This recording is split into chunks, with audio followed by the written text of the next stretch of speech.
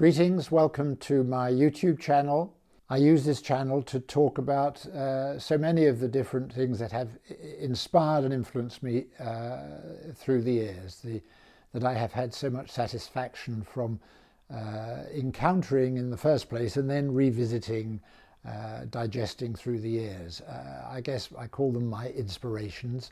They become, in a way, the compost that feeds and fuels my imagination, out of which ideas can grow. Some of them are geographical, and in this particular little presentation I want to talk and think about a seaside town, Brighton.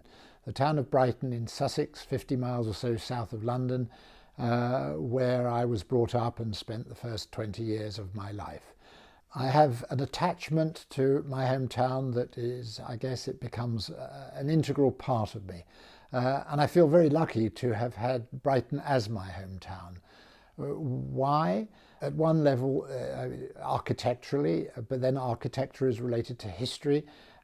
Brighton has many stories to tell. The image which I present on my website as a reference to this particular subject is from a colour supplement looking at Brighton architecture.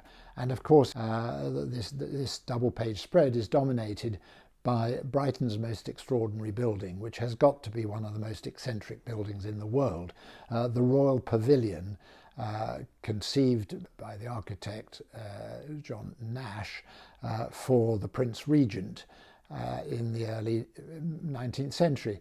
It is an extraordinary mix of exoticisms. Is it Indian? Is it Persian? Is it? It is just a wild and wonderful work of fantasy. And to have that as a centrepiece in your hometown, I always felt very privileged. We also, of course, have the splendid Regency terraces along the seafront, the squares, and the more whimsical seaside architecture that is characteristic of certain British seaside towns. When I was younger, there were of course two splendid piers. Now there is only one, the Palace Pier. The Old West Pier became a victim of storms and potentially, I think, sinister vandalism.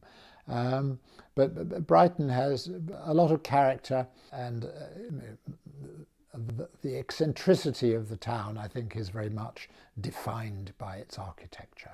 Put it on your to visit list. It's worth it. Thank you, and I look forward to talking with you on other occasions about other inspirations.